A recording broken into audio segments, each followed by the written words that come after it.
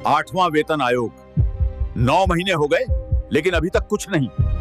क्या ये सच में आएगा या सिर्फ वादा है? जय हिंद। सरकार ने जनवरी 2025 में 8वें वेतन आयोग को मंजूरी दी थी। सबने सुना था और उस समय कर्मचारियों और पेंशनर के मन में एक जबरदस्त उत्साह था। लेकिन साथियों, 9 महीने के इंतजार के बाद भी ना तो समिति का गठन हुआ और ना ही टर्म ऑफ रेफरेंस सामने आए। यह देरी एक साधारण प्रक्रिया नहीं है। इसके पीछे राजनीतिक संकेत, आर्थिक प्राथमिकताएं और नीतिगत उलझनें छिपी हुई हैं।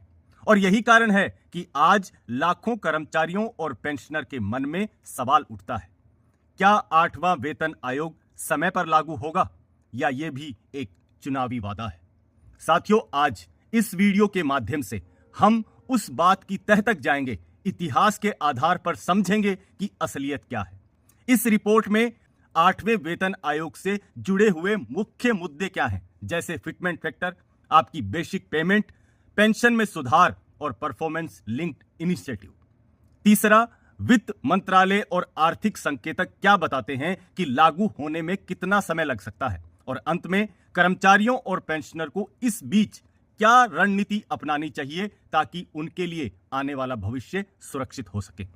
तो सबसे पहले साथियों, इतिहास से सबक लेते हैं। वीडियो शुरू करने से पहले आपसे एक छोटी सी रिक्वेस्ट करना चाहूंगा कि अगर आप चैनल पर पहली बार आए हैं तो चैनल को सब्सक्राइब जरूर करें और वीडियो को लाइक करें और शेयर करें। साथियों, इस चैनल पर आपके हितों की जानकारी दी जाती है, वो भी सटीक विश्लेषण के साथ में। तो चलिए सबसे पहले समझते हैं कि वेतन आयोग का इतिहास क्या है और उससे क्या सबक लेना चाहिए। 1946 में पहला वेतन आयोग आया था और उसके बाद अब तक 7 वेतन आयोग बन चुके हैं। हर वेतन आयोग ने वेतन ढांचे को बदलकर न सिर्फ कर्मचारियों बल्कि पूरे आर्थिक ढांचे को प्रभावित किया है।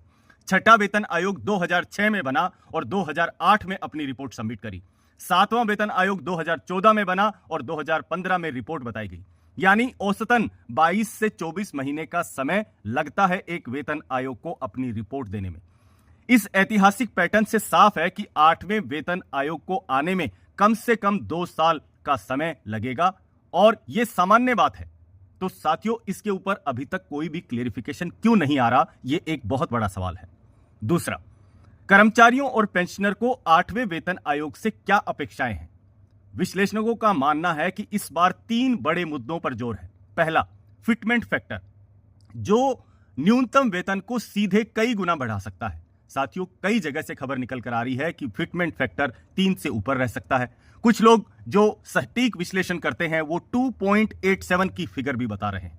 तो साथियों, ये अभी चर्चा का विषय है, क्योंकि फिटमेंट फैक्टर जब तक टर्म ऑफ कंडीशन नहीं आती है और सरकार की तरफ से कोई सुनिश्चित नोटिफिकेशन नहीं आता है, तब तक फिटमेंट फैक्टर के बारे में कुछ कहा नहीं जा सकता।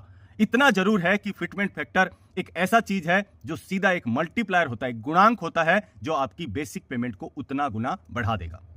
दूसरा साथियों, अलाउंसेस की समीक्षा, जैसे डीए, आपका जो महंगाई भत्ता, एचआरए जो कि आपको घर के लिए अलाउंस दिया जाता है, इसके बाद में टीए, आपका ट्रेवलिंग अलाउंस जो आज की महंगाई और रहन सहन से जोड़ता है। तो साथियों, इसकी समीक्षा होनी बहुत जरूरी है। इसके बाद आता है पेंशन रिफॉर्म। हजारों लाखों पेंशनर इस बात के आस लगाए बैठे हैं कि पे कमीशन आएगा तो उनकी पेंशन में रिफॉर्म होगा।